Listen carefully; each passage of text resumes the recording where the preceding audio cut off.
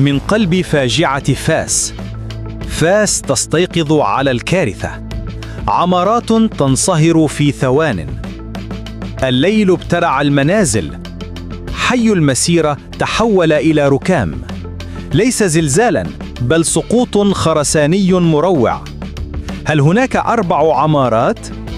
المصادر تؤكد: عمارتان سقطتا بالكامل. العد التنازلي بدأ تحت الحطام. ثانياً، من آثار 8 والربع مصير محبوسين مجهول. صرخة تحت الركام. هل النجاة ممكنة بعد كل هذا؟ ملائكة الموت مرت من هنا. حصيلة أولية. وفيات بالجملة. معجزة اليوم الأربعاء. طفل يخرج حياً من قلب الكارثة. من المسؤول؟ غضب شعبي يتصاعد. تحقيق عاجل. فاس تبكي وتنتظر.